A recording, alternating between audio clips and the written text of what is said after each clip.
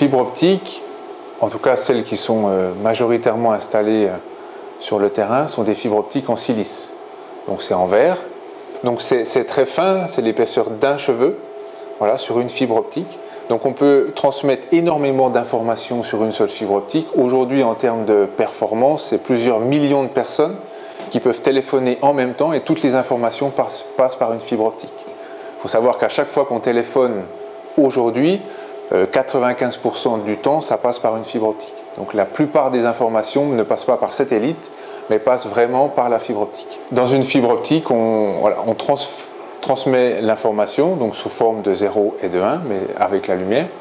Et ce que l'on veut, c'est que l'information à 50, 100 km, 200 km ou 10 000 km soit la même que celle qu'on a envoyée. Donc là, c'est un processus parfaitement linéaire. On ne veut pas qu'il y ait de perturbations le moins possible. Donc nous, ce qui nous intéresse dans le laboratoire, c'est l'inverse, c'est les effets non linéaires. Donc ce qui n'est pas linéaire. C'est lorsque en sortie de la fibre, on n'a pas la même chose qu'en entrée de la fibre. Donc là, vous avez une petite expérience où on utilise un laser vert, vraiment que du vert, impulsionnel. On a l'impression qu'il est continu, mais c'est des impulsions qui sont envoyées dans un tout petit morceau de fibre. Et en sortie, là, on a du vert, c'est la même chose qu'à l'entrée. Et si j'augmente un peu la puissance, on va voir apparaître d'autres choses. Donc voilà, du jaune, du rouge, etc. Et donc là, en sortie, on n'a plus la même chose qu'en entrée. Donc on a utilisé des effets non linéaires dans la fibre pour générer d'autres couleurs que la couleur utilisée à l'entrée. Alors grâce à ces effets non linéaires, on comprend mieux l'interaction entre la lumière et la matière. Et ça a également des applications, en particulier pour les télécoms. Par exemple, grâce à cet effet où on génère d'autres couleurs à partir d'un seul laser, on peut amplifier un signal. Par exemple, au bout de 50 km de fibre, le signal que vous voulez envoyer, il est très faible, il a perdu de l'énergie, donc il faut le réamplifier.